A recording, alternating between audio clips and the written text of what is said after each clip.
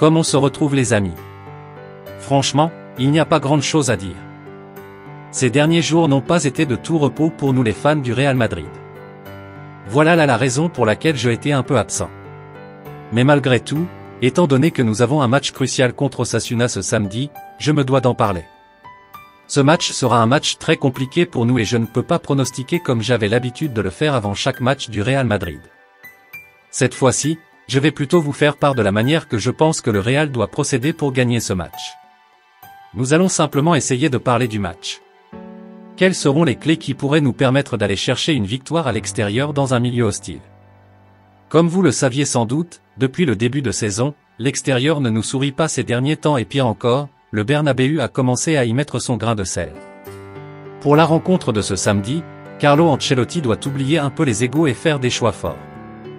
On sera tous d'accord que Kylian Mbappé n'a encore rien prouvé pour le Real Madrid et son objectif est de nous donner raison de l'avoir fait venir, ce qui n'est pas encore le cas.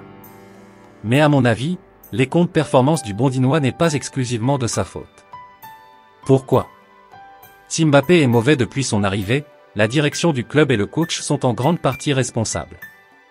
Parce que, je n'arrive pas à comprendre comment un joueur quel que soit son statut devrait être autant mis sous pression surtout au vu de ses dernières performances. Et ceci est dû à plusieurs raisons. Il n'a pas fait la pré-saison avec ses nouveaux coéquipiers.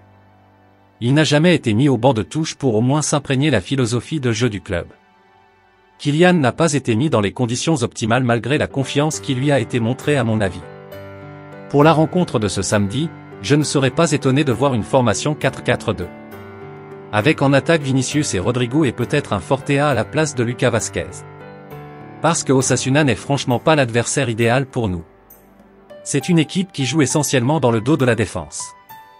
C'est d'ailleurs comme ça ils ont réussi à venir à bout du Barça.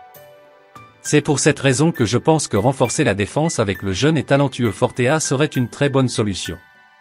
Puisqu'on en a assez marre des défaites à répétition. Les amis, quelle serait la solution idéale selon vous pour arriver à battre cette belle équipe d'Osasuna? Mettez-moi votre avis en commentaire.